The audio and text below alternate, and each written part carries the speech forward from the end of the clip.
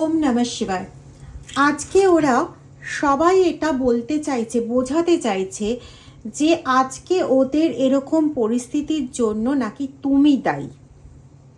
তোমার কোনো লজ্জা শরম নেই, তোমার কোনো কিছু নেই, তাই তুমি খোল্লা মিথ্যে গল্প বাজারের মধ্যে দাঁড়িয়ে বলছো।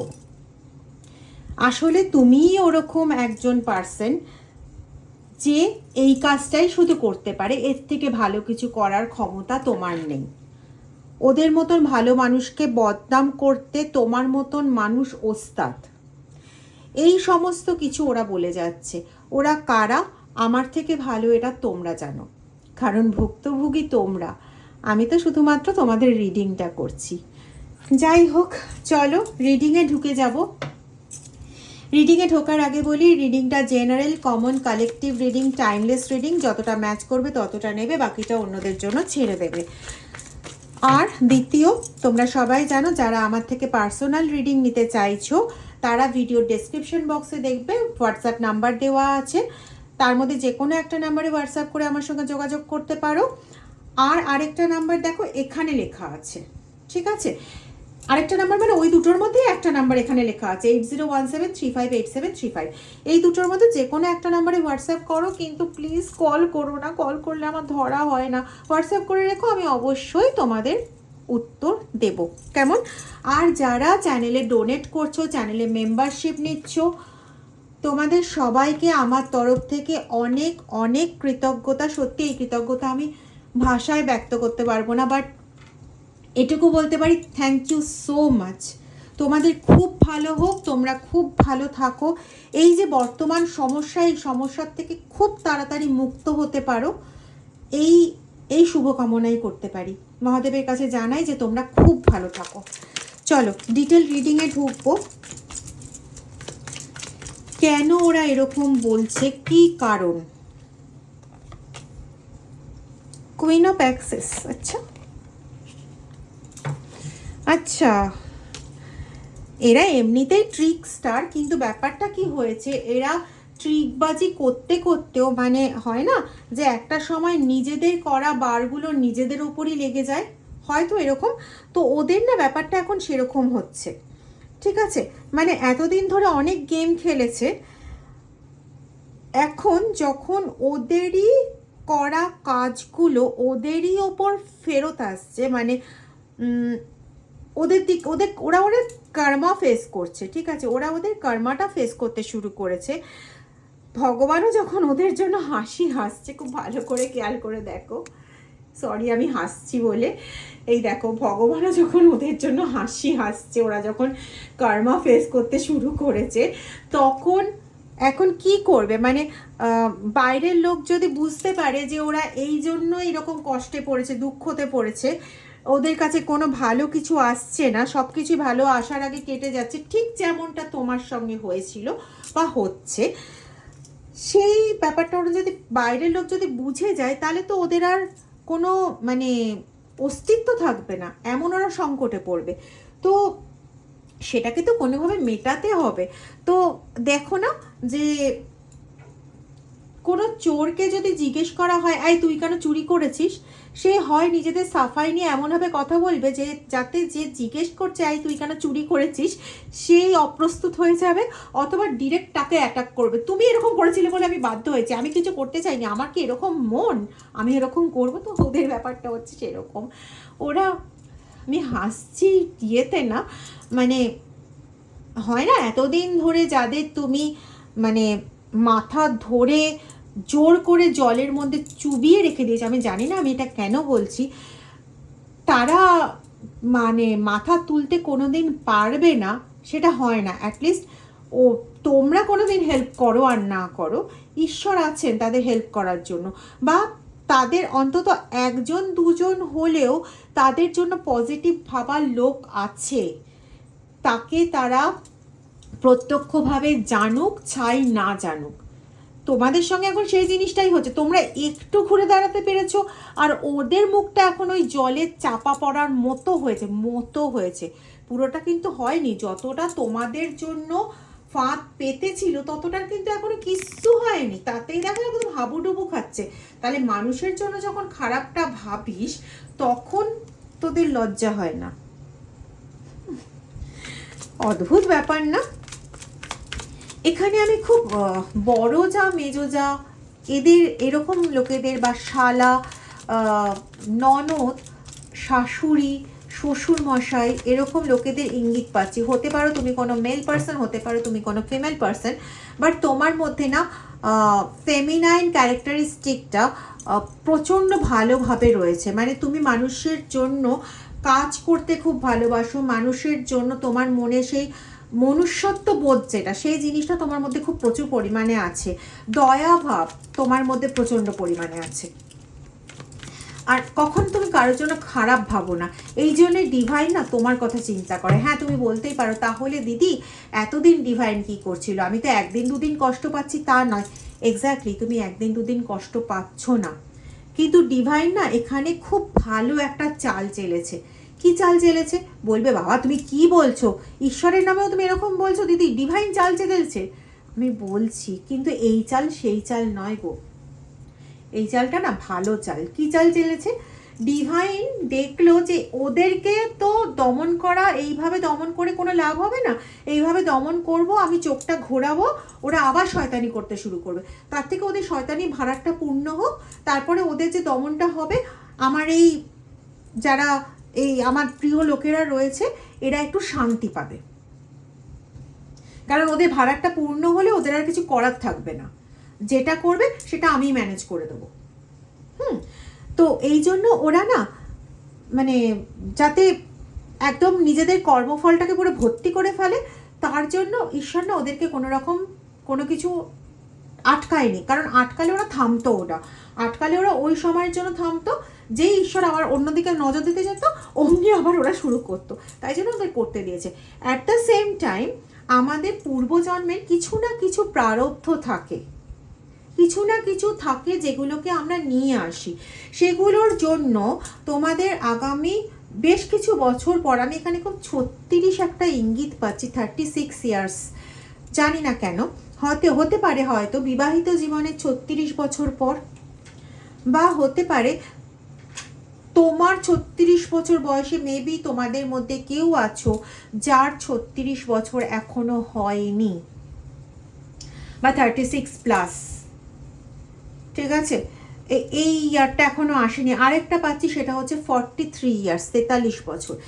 তো এই বছরগুলোতে এমন কিছু একটা ছিল যেটা উনি আগেই কাটিয়ে নিচ্ছেন, এই শত্রু লোকেদের শত্রুতা করে যে ক্ষতি তোমার করছে সেই ক্ষতির এফেক্টের মাধ্যমে কাটিয়ে নিচ্ছেন, যাতে যখন ভালো দিনটা আসতে চলেছে, যখন তোমরা এদের হাত থেকে নিষ্কৃতিটা পেতে চলেছ, তখন যাতে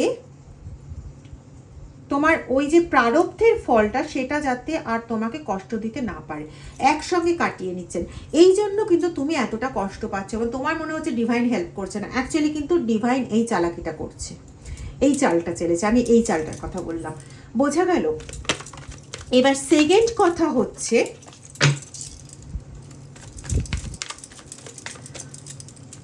তুমি বলবে হয়তো যে দিদি তুমি জানো না যে যে মানুষটা আমার সঙ্গে ডিরেক্ট বদমাইশি করছে সেই, সত্যি হাঁচি পড়ল, সেই মানুষটা আমাকে কোনোদিনও শান্তিতে থাকতে দেবে না, কারণ এই মানুষটার সঙ্গ তো একমাত্র আমার শ্বাস শেষ হওয়ার সঙ্গে জড়িত, সম্পর্কটা শেষ হওয়া। তো এ আমাকে কোনোদিনই শান্তি দেবে না, কারণ এই আমাকে টিকতে দিতে চায় না। এবার বলি, এ তোমাকে টিকতে দিতে চায় না, এর অন্য কোনো জায়গায় অ্যাফেয়ার আছে, ঠিক আছে, থার্ড পার্টি আছে, সব ঠিক আছে, সব মানলাম, কিন্তু মানুষের মানসিকতাকে বদল করা, মানে বলতে চাইছি টেরা মানুষকে সোজা করতে ডিভাইন যেভাবে পটু, অ্যাটলিস্ট আমি যা দেখেছি, আমার মনে হয় তোমরাও দেখেছো, হ্যাঁ তোমাদের জীবনে হয়তো ঘটতে দেখোনি, কিন্তু কোথাও না কোথাও তোমরা দেখেছো, একটা হলেও দেখেছো। তো তোমার পার্টনারের এরকম কোনো পরিবর্তন আসবে না, এটা তোমায় কে বললো? বিশ্বাস রাখো, তোমার পার্টনারের মধ্যেও এই পরিবর্তন আসতে চলেছে। কিন্তু বর্তমানে সে যেটা করছে সেটা হচ্ছে, সে বা প্রত্যেকের ক্ষেত্রে তো সমান নয়, আমি আগেই বলেছি জেনারেল কমন কালেকটিভ রিডিং। তো 10 অফ ওয়ান্সের এনার্জি এসছে এখানে। তো নিজেদের বাঁচানোর জন্য এখন তারা রীতিমতো উঠে পড়ে লেগেছে। আর নিজেদের বাঁচানোর তরিকা ওদের একটাই, সেটা হচ্ছে তোমাকে সম্পূর্ণরূপে বা সম্পূর্ণরও বেশি কিছুভাবে তোমাকে নেগেটিভলি ক্যারেক্টারাইজড করা, তোমাকে বাজেভাবে বদনাম দেওয়া, ঠিক আছে, তোমাকে কোনো বাজে কিছু প্রমাণ করা। এখানে আমি এটাও পাচ্ছি, কিছু কিছু জিনিস পাচ্ছি, যেমন কুলের বীজ। হ্যাঁ, কুলের বীজ, তারপরে হচ্ছে তোমার এরকম বড় বড়, ওগুলো কিসের বীজ হয়, কালো কালো বড় বড় বীজগুলো, ওরকম বীজ পাচ্ছি। অনেকটা না লিচুর বীজের মতন দেখতে, কিন্তু লিচুর বীজ ওগুলো নয়, ওগুলোর আবার মালাও হয়, ওই জিনিসগুলো পাচ্ছি। নামটা মনে পড়ছে না গো। রুদ্রাক্ষ পাচ্ছি, যে রুদ্রাক্ষ কিনা প্রোটেকশনের জন্য ব্যবহৃত হয়, যে রুদ্রাক্ষ মানির জন্য ব্যবহৃত হয়, সাতমুখী, পাঁচমুখী, আটমুখী রুদ্রাক্ষ, এই রুদ্রাক্ষগুলো দেখতে পাচ্ছি। এবং তার সঙ্গে শুকনো লঙ্কা, মানে তোমাদের ভাগ্যকে বন্ধন করে রাখা হয়েছে, তোমাদের ভাগ্যকেও চুরি করছে কেউ না। তোমাদের কোনো ফটোকে বিভিন্নভাবে না ব্যবহার করে, ওই এডিটিং করা যায় না এখন, ওরকম কোনো কিছু করে কোনো বাজে উদ্দেশ্যতে ব্যবহার করছে, এরকম একটা আমার কাছে আসছে, এরকম একটা আমার কাছে আসছে বার্তা। কি বলো তো ব্যাপারটা?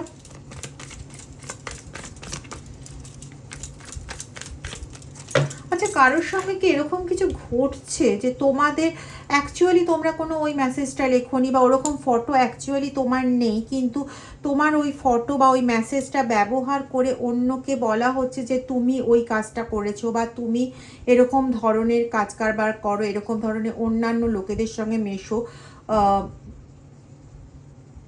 তোমাকে দেখে বোঝা যায় না যে তুমি এত খারাপ, এরকম ধরনের কিছু কি তোমার সাথে ঘটছে?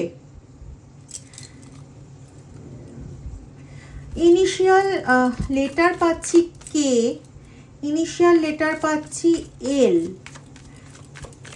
হতে পারে এগুলো জায়গার নাম, হতে পারে এগুলো তোমাদের সঙ্গে থাকা সেই পার্সনের নাম, যে পার্সনটা এত তোমাদের ওপর মানে পুরো একদম একটা নরখাদকের মতন পড়ে রয়েছে। আমি বলতে তো চাইছিলাম পিশাচ, কিন্তু বলতে পারলাম না, মুখে নরখাদকই চলে এলো নামটা। কে বলো তো?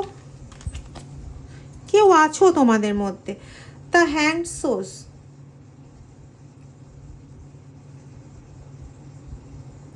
কেউ তো মানে পেছনে পড়ে গেছে তোমার, যে নিজেকে সুরক্ষিত রাখতে হলে সে কেবলমাত্র মানে বুঝতেই পারছে যে তোমাকে বদনাম করলেই তার হয়ে যাবে, কিন্তু এটাও সে বুঝতে পারছে যে কেউ তোমাকে হেল্প করার জন্য আছে, যাকে কিন্তু এ একটু ভয়ও পাচ্ছে, ঠিক আছে, যাকে কিন্তু একটু ভয়ও পাচ্ছে। ভালো করে দেখো কার্ডটা।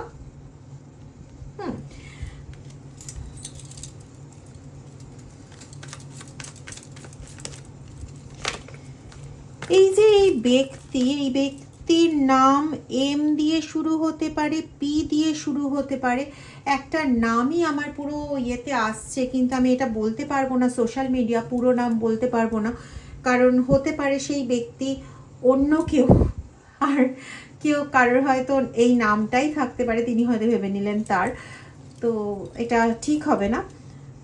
কিন্তু P M N R S A কে, এগুলো ইনিশিয়াল লেটার হতে পারে তোমার শত্রুর, ঠিক আছে?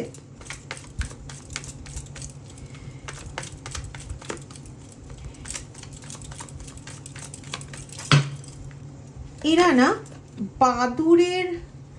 বাদুর দেখতে পাচ্ছি, কোনো এমন এলাকা যেখানে বাদুরের বেশ আবির্ভাব আছে, এবং জায়গাটা কিন্তু অন্ধকার, ওরকম জায়গায় কোনো কাজ করা হয় তোমাদের এগেনস্টে, ঠিক আছে?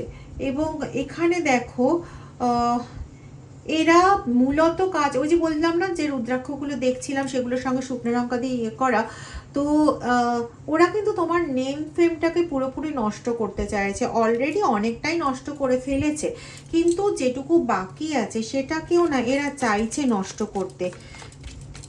যারা এখনো চ্যানেলটা সাবস্ক্রাইব করোনি তারা প্লিজ চ্যানেলটা সাবস্ক্রাইব করে বেল আইকন প্রেস করে দেবে, আর লাইক করবে, যে ভিডিওটাকে যে লাইক করবে, লাইক করার পর দেখবে হাইপ বলে একটা বাটন আসে, লাইক করার পর আসে, তো হাইপটাও প্রেস করে দেবে, ঠিক আছে? কেন জানি না আমার ভীষণ মনে হচ্ছে যে এই যে তোমাদের সঙ্গে যে ছলনাগুলো ঘটেছে, কিছু ছলনা ঘটেছে তোমাদের সঙ্গে, তোমরা ভেবেছো এটা ঠিক ভেবে তোমরা পা দিয়েছো সেটাতে, আর সেটা পা দেওয়ার পরে বুঝেছো সেই জিনিসটা পুরো একদম সমস্যায় ভর্তি, এবং তোমাদের জন্য স্পেশালি ভীষণ সমস্যার জিনিস ছিল। খুব বেশি মানুষের সঙ্গে এটা মিলবে না, তোমাদের মধ্যে হয়তো 3 to 4% সঙ্গে এটা মিলবে যারা জীবনে এই ভয়াবহতাটা ফেস করেছো। মানে কিরকম বলো তো, না কোনো মুক্তির দিক আছে, না কোনো মানে ছাড়াও নেই ধরাও নেই, এরকম একটা ব্যাপার, না তুমি শ্বাস নিতে পারবে না তুমি শ্বাস ছাড়তে পারবে, এরকম একটা ব্যাপার, এবং খুব বুঝে শুনে কাজটা করেছে। দেখো তোমাকে রীতিমতন টাওয়ার মোমেন্টের মধ্যে ফেলে রেখেছে, হ্যাঁ, যেখান থেকে পড়লে পরে সবটাই মানে মানসিক, শারীরিক,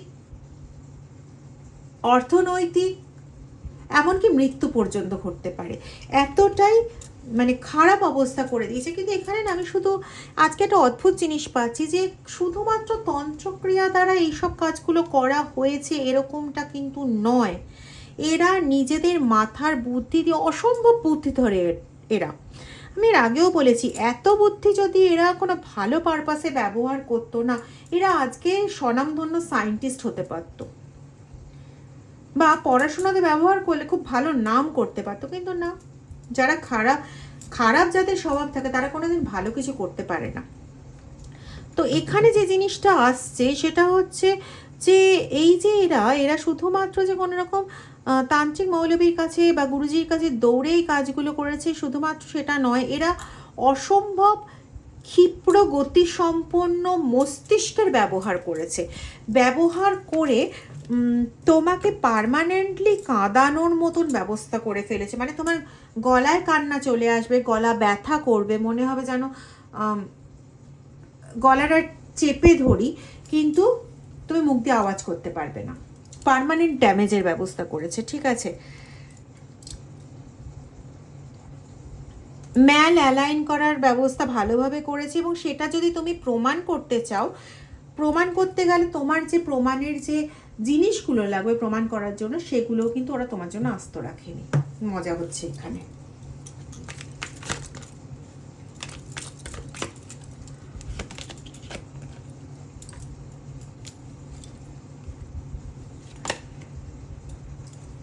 দেখেছো? দেখো পর পর পর পর এরা কন্টিনিউ বান মারার কাজ করে গেছে, কন্টিনিউ ওরা একটার পর একটা কিছু করে গেছে যাতে শান্তি না পাও।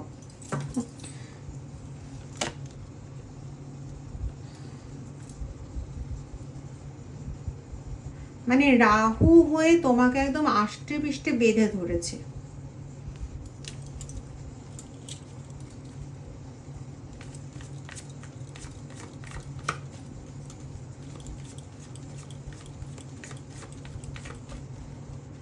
মানে কি জানো তো, ক্ষমা সেই সমস্ত ব্যক্তিদের করা যায় যারা কোনো ভুল কাজ করে ফেলেছে, কোনো অন্যায় করে ফেলেছে, কিন্তু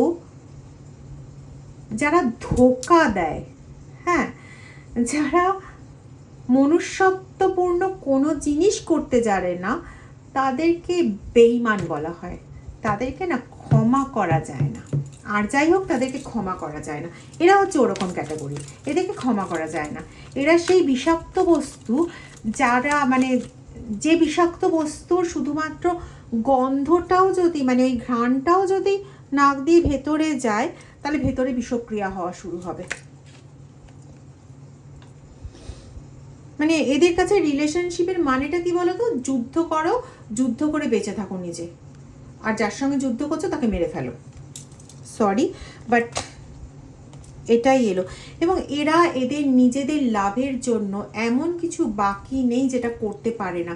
যদি দেখে যে মানে নর্দমার জলটা খেলে পরেও এদের উপকার আছে, ওরা সেটাই খাবে। কি বলবো।